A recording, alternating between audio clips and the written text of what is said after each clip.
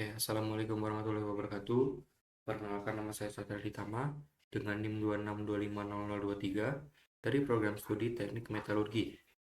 Pada video ini saya akan menjelaskan jawaban dari soal 1 sampai soal nomor 7 ujian akhir semester kalkulus 1.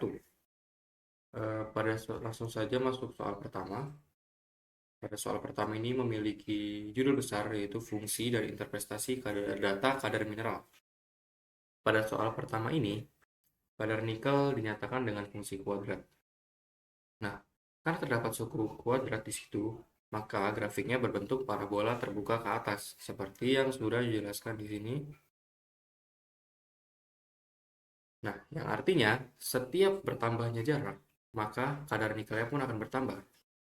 Contoh dari perhitungan yang B, itu pada jarak 10 meter, kadar nikelnya ada 7%. Nah, ketika jaraknya bertambah sebanyak 20 meter, maka kadarnya juga meningkat, yaitu sebanyak 17%. Lalu grafiknya seperti ini, dia membentuk parabola ke atas, sesuai dengan data yang sudah saya masukkan di sini.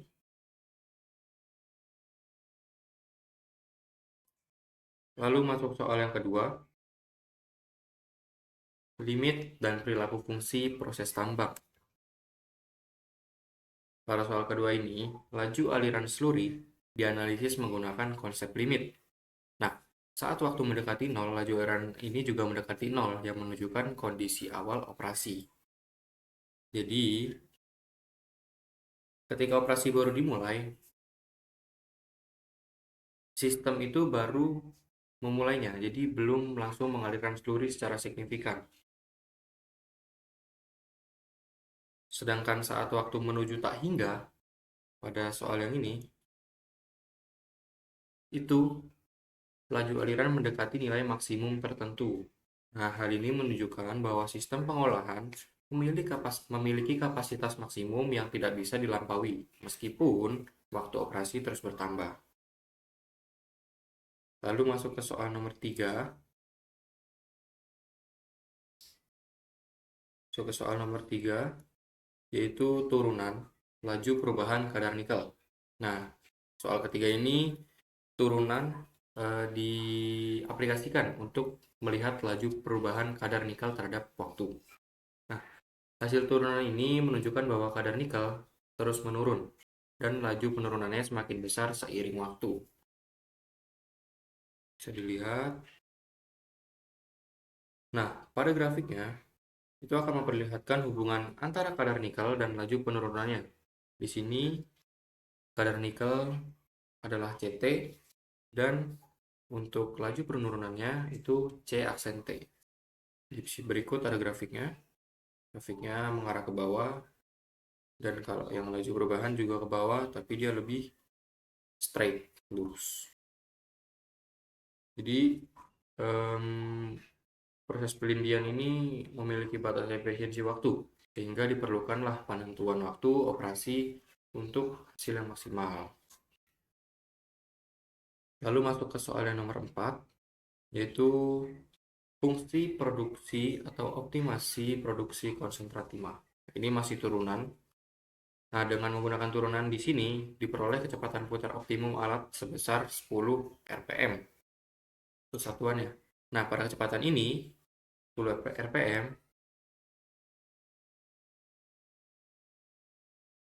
fungsi produksi dianalisis untuk bisa mencari sebuah kondisi optimal dengan cara menggunakan turunan.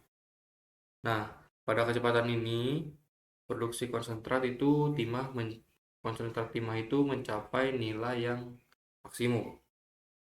Karena di grafiknya, yaitu di sumbu X-nya ada rpm dan sumbu Y-nya ada px.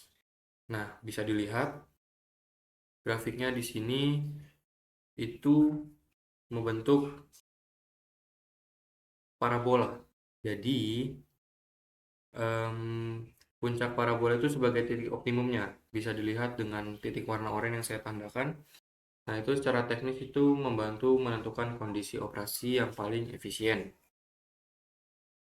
Lalu masuk soal kelima.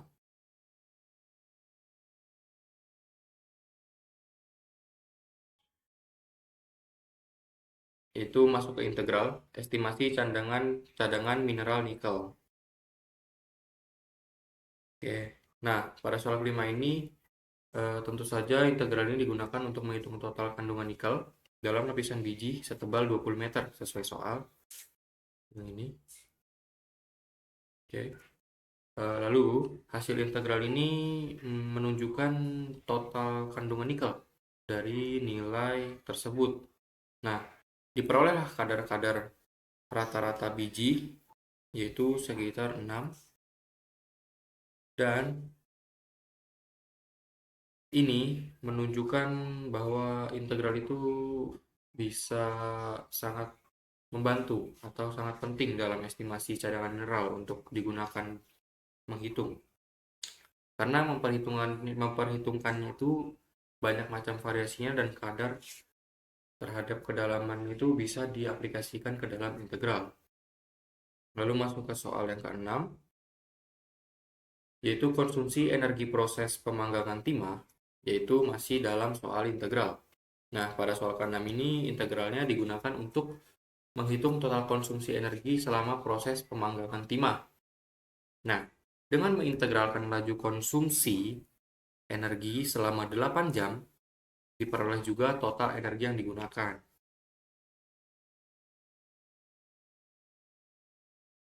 Berikut ada grafiknya. T itu waktu, jam, dan energi yang dibutuhkan itu kWh per jam. Ini saya sudah buatkan grafiknya juga, grafik laju konsumsi energi. Di sini menunjukkan bahwa konsumsi energi ini meningkat terhadap waktu. Jadi semakin lama prosesnya berlangsung, maka semakin besar juga biaya operasional yang dibutuhkan untuk pemanggangan timah.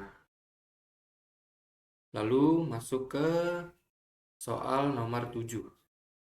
Nah, ini studi kasus terintegrasinya tambang nikel.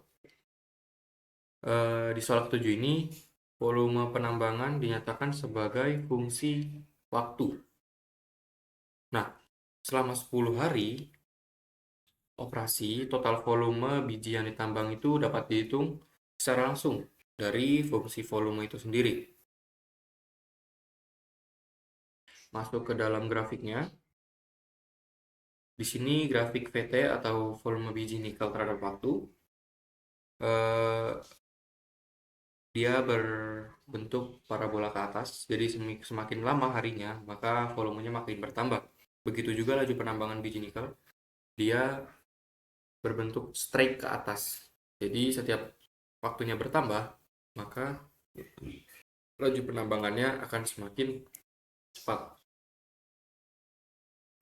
Dari grafik volume dan laju penambangan ini, kita bisa membantu untuk memahami perkembangan produksi dalam suatu perusahaan, karena ini bisa menjadi dasar dalam perencanaan alat, perencanaan jadwal operasi penambangan, dan mungkin bisa pengelolaan kapasitas untuk pengolahan biji nikel. Sebagai sini ada laporan singkat untuk analisis matematisnya. Untuk studi kasusnya, fungsi volume penambangan biji nikel dinyatakan oleh 50 T kuadrat, yang menunjukkan bahwa volume biji meningkat secara kuadratik terhadap waktu.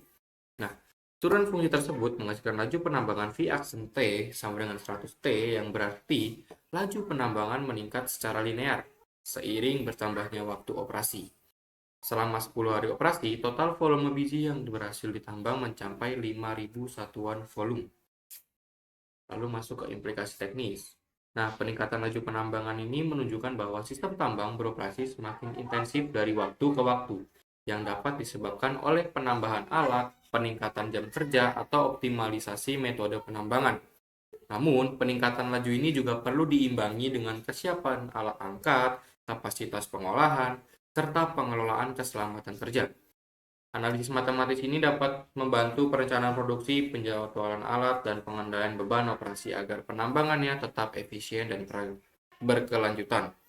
Sebagai kesimpulannya, penerapan fungsi turunan integral ini bisa dibilang sangat membantu dalam menganalisis proses pertambangan, mulai dari distribusi kadar biji, baik timah maupun nikel maupun mineral lainnya, lalu mulai dari optimasi produksi, mulai dari menghitung mesin atau menghitung energi yang dibutuhkan dari mesin itu, lalu volume kadar mineral, dan lain-lain. Dan kalkulus ini juga sangat berguna dalam penerapan di kehidupan sehari-hari juga. Jadi ini saja dari saya. Terima kasih. Wassalamualaikum warahmatullahi wabarakatuh.